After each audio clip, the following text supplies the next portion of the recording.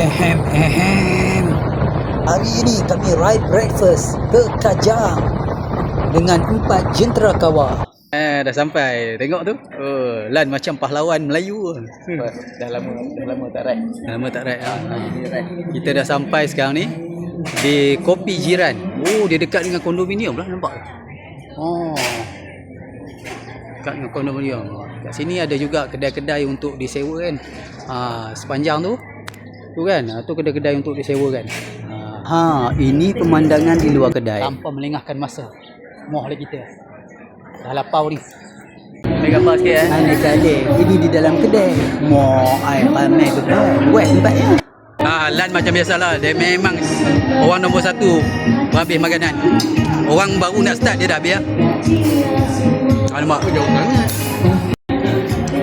Dia orang ni biasalah buat lambat. Makan boleh cepat patutnya, tapi buat lambat. Minum sambil layan basking. Nak rasa sikit bang boleh bang? Macam menarik kan. Tengok tu dah habis dia punya dicekau dengan orang pula. Oi lah.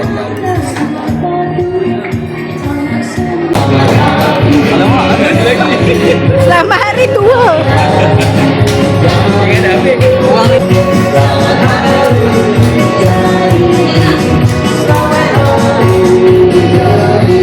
Selamat hari jadi oli.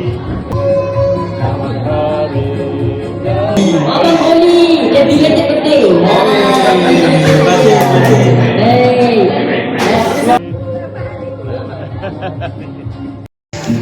Ini dia dan makan lagi untuk second round. Sedap. Assalamualaikum warahmatullahi wabarakatuh. Saya bersama dengan owner Kopi Jiran. Siapa nama bang? Saya Muhammad Khairul. Muhammad Khairul.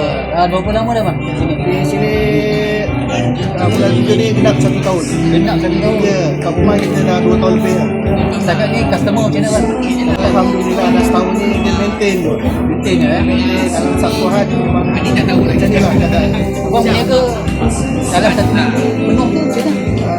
Dia kata orang kata buat sarapan pagi je ramai. Sarapan pagi. Kita buka daripada pukul 8 sampai pukul 10 malam. Cuma hari Isnin je kita tutup. Belah petang kita ada western. Belah petang. Pukul 2 kita start western. Okey bang, saya tadi makan nasi lemak. Memang mantap bang. Ya, alhamdulillah. Okey bos, selamat bantu saya. Selamat. Hanya boleh bawa geng-geng ke atas. InsyaAllah. Okey. Okey. Alright, terima kasih. Ya, alright. Okey.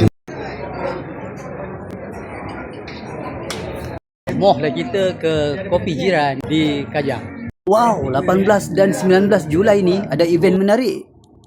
Apa-apa pun nak khabar, makan dekat sini memang sedap-sedap. Tempat pun selesa. Bolehlah bawa family, bawa kawan-kawan. Mohlah kita. Apa tunggu lagi? Moh.